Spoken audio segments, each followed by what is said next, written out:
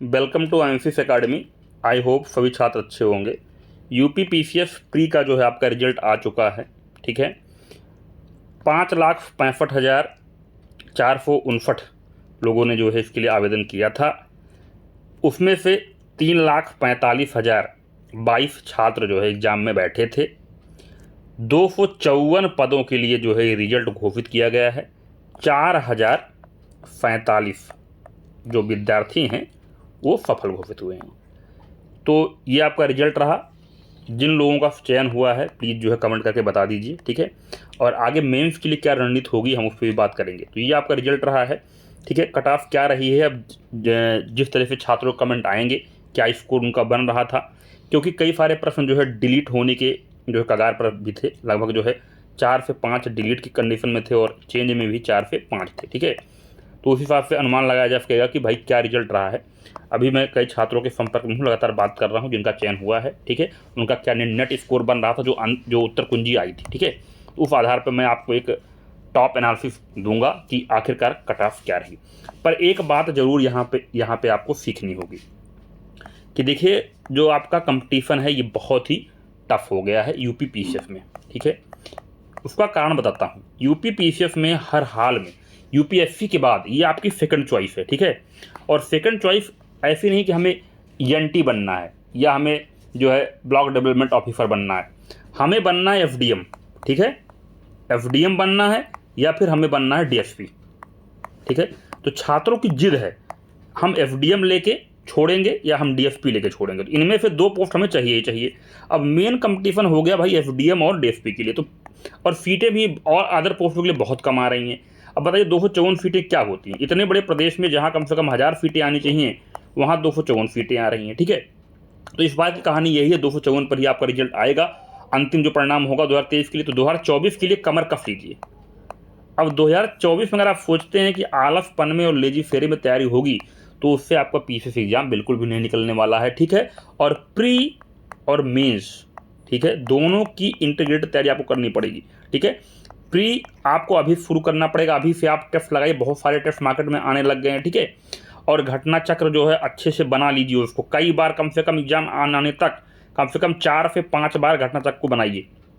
ठीक है, उसके नोट्स बनाइए, बिल्कुल रट जाइए। घटना चक्र से अगर एक भी सवाल एग्जाम में आता है और अगर आप उसको गलत करते हैं तो आपको बिल्कुल भी जो है मौका नहीं मिलने वाला है, पहली चीज़। दूसरी चीज़ आपकी क्या होगी कि करंट अफेयर का वेटेज जिस तरीके से बढ़ रहा है, करंट अफेयर आपको डेली बेसिस पर तैयार करना पड़ेगा, प्लस मंथली बेसिस पर तैयार करना पड़ेगा, और जब कंपाइलेशन आती है उसको भी देखना पड़ेगा। इतने सारे काम करने पड़ेंगे करंट अफेयर में। ठीक है, इतना काम नहीं करेंगे तो करंट अफेयर में आप रिजल्ट नहीं दे पाएंगे।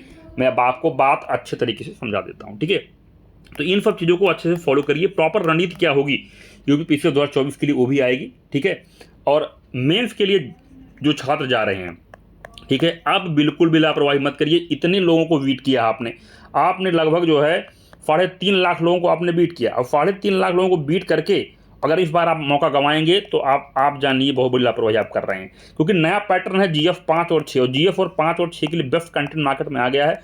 ओनली ऐसा कंटेंट है, PDF आ गई है इसकी हिंदी और इंग्लिश दोनों में। ठीक है, नहीं है तो बता दीजिएगा, मैं आपको दे दूंगा और इसको अच्छे से आप तैयार कर लीजिए। ठीक है, और मेंस आंसर राइटिंग अभी से ही आप शुरू कर दीजिए। आंसर आपको लिखना पड़ेगा, चाहे घर बैठ के लिखिए 2-3 आंसर। ठीक है, या फिर किसी कोचिंग संस्थान में आप जो है टेस्ट सीरीज ज्वाइन करिए। ठीक है, टाइम बिल्कुल भी नहीं है, सितंबर तक आपका मेंस होगा।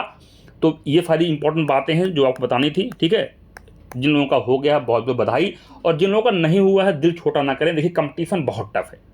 यूपी PCS में FDM बनना हर बच्चे का सपना है आज की डेट में। ठीक है, और DSP बनना, तो ये कोई इजी टास्क नहीं है। तो अगर आप बहुत ही क्लोज हैं, 2, 4, 5 नंबर से अगर आप रुक रहे हैं तो जो चीज़ें मैं आपको बताया हूँ वो चीज़ें आप फॉलो करिए। ठीक है भाई, कोई समस्या कोई दिक्कत हो टेंशन मत लीजिए, डिप्रेशन बिल्कुल नहीं जाना है। ठीक है, ये देखिए आपका रिजल्ट है, कभी आपके फेवर में आया कभी आपके फेवर नहीं आएगा। बट हाँ, अगर जिस दिन आपको मेंस में मौका मिल जाए उस दिन ये ठान लीजिएगा कि अगर मुझे मेंस में मौका मिला तो किसी भी कंडीशन में मैं जो है सिलेक्शन लेके ही आऊँगा, चाहे जो हो जाए। तो ये उम्मीद लगाइए जिस दिन आपको मौका मिल जाए मेंस में, उस दिन पीछे मुड़ के कभी मत देखिएगा। ठीक है, PT मौका नहीं मिल रहा कोई दिक्कत नहीं है, लेकिन जिस दिन आपको मौका मिलेगा मेंस के लिए आप छोड़िएगा मत, ये आप ठान लीजिए।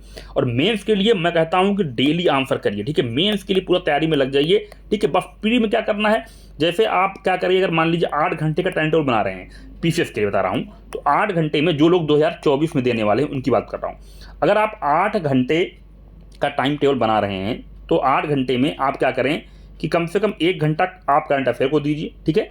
और आप क्या करिए 2 से 3 घंटा जो क्या करिए आप जो है आप प्री के लिए दीजिए, और कम से कम 2 से 3 घंटा आप क्या करिए किसके लिए, मेंस के लिए। तो मेंस की आंसर राइटिंग करिए आप, ठीक है। और आंसर राइटिंग क्या है, क्वेश्चन आपको आराम से मिल जाएंगे, ठीक है। पहले तो पीवाईपी ही कर लीजिए सारा, पीवाईपी खत्म हो जाए, फिर मॉडल आंसर में बहुत सारे आपके जो है लेके आने वाला भी हूँ। और प्लस उसके बाद जो है आपको टेलीग्राम में जो है क्वेश्चन आपको डेली मिलते रहेंगे, आप सॉल्व करिए उसको, ठीक है। अगर कॉपी चेक करने में कोई दिक्कत हो तो बताइए कमेंट करके, ठीक है। वो भी आपकी काम जो है यहाँ पे किया जाएगा बिल्कुल फ्री ऑफ कॉस्ट, ठीक है। तो पूरी तरीके से मैं आपके लिए तैयार हूँ, आपको गाइड करने के लिए तैयार हूँ, ठीक है। तो जिन छात्रों का हुआ है एक बार फिर से बहुत बहुत बधाई।